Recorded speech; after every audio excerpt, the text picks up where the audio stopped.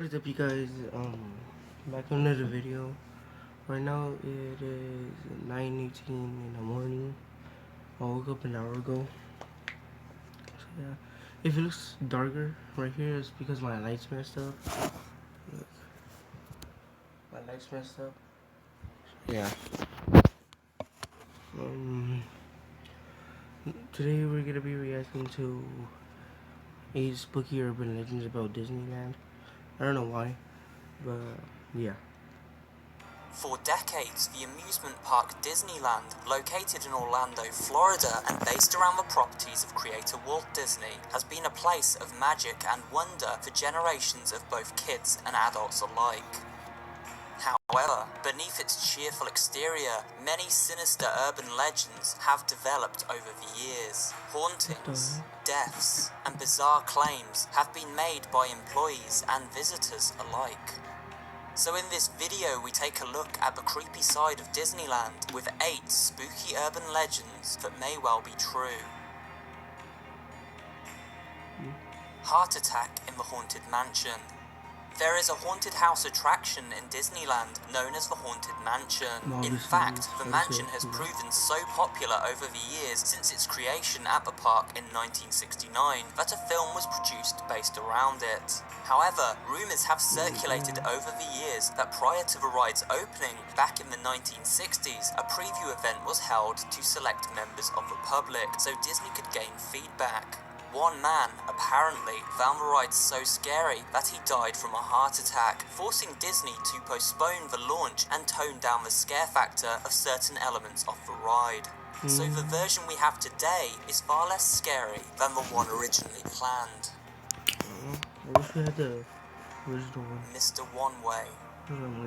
Popular roller coaster Space Mountain is rumoured to be haunted. People have reported sightings of a man who will appear next to them while queuing, and sometimes even sits in an empty carriage beside them during the ride itself.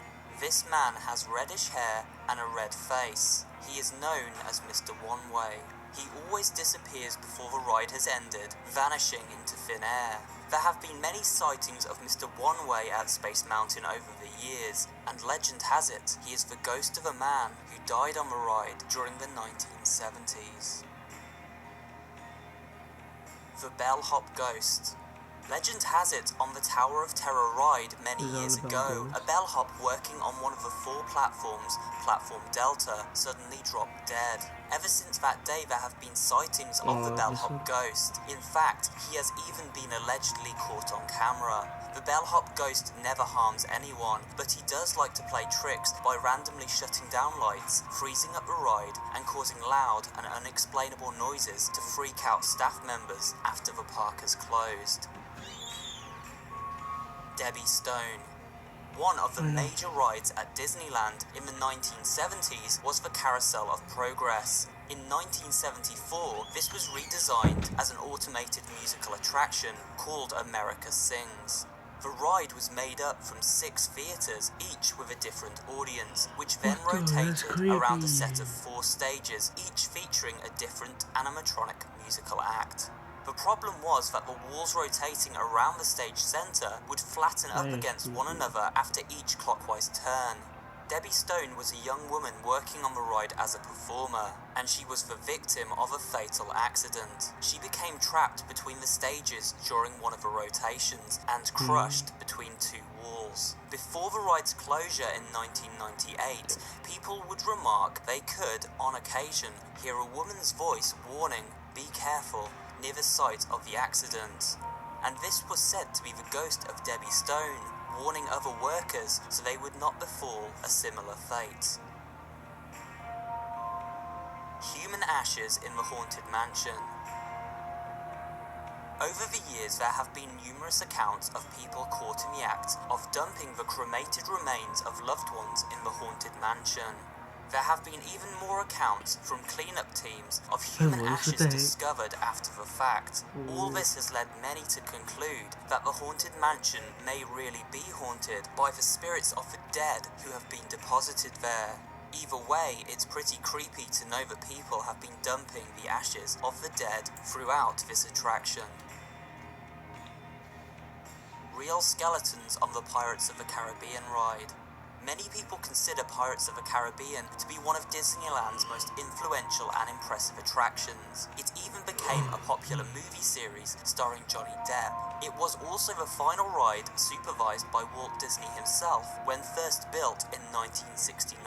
The Pirates of the Caribbean ride contains many different locations, including a swamp and a cave. These locations contain skeletal human remains.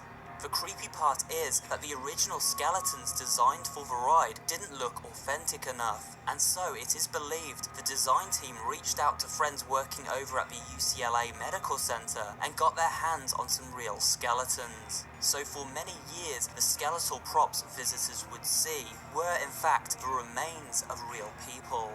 As fake skeleton technology improved over the years, it is said that most, but not all, of the original real skeletons have been replaced, so keep an eye out if you ever take this particular ride.